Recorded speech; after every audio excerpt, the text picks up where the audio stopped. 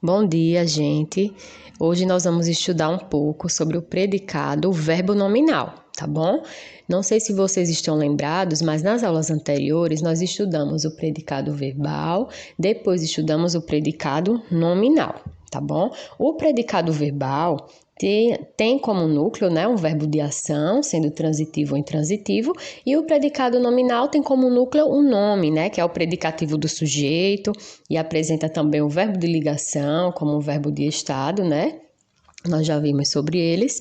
E hoje nós vamos estudar o predicado verbo nominal, que é justamente uma mistura do predicado verbal com o predicado nominal. Tá bom?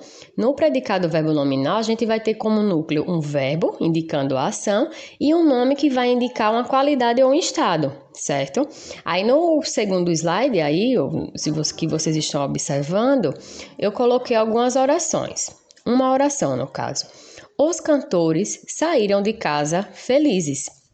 Observem que nós temos o verbo de ação, saíram, e temos também o predicativo do sujeito, o nome, felizes, certo? Os cantores saíram, a ação, de casa felizes. Felizes como predicativo do sujeito, tá? Sendo o nome, o núcleo como nome, e temos também o núcleo como verbo de ação, saíram. Aí eu coloquei para vocês as orações separadas. Os cantores saíram de casa. Se nós tivéssemos apenas os cantores saíram de casa, observem que nós teríamos um predicado verbal, Temos o verbo de ação. Os cantores saíram de casa. Aí nós temos um predicado verbal. E a outra oração, os cantores estavam felizes.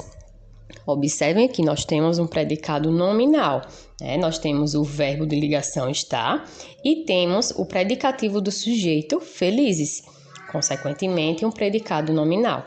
Quando a gente juntou esses dois, formou a primeira oração. Os cantores saíram de casa felizes. Aí nós temos uma mistura do predicado verbal com o predicado nominal. Então, ele será predicado verbo nominal, tá bom? Outro exemplo. A despedida deixou a mãe aflita. Observem que nós temos também um verbo de ação, deixou, e temos aflita, como sendo um predicativo, mas nesse caso é um predicativo do objeto, certo? Está atribuindo uma qualidade e um estado à mãe. A despedida deixou, o verbo de ação, a mãe aflita.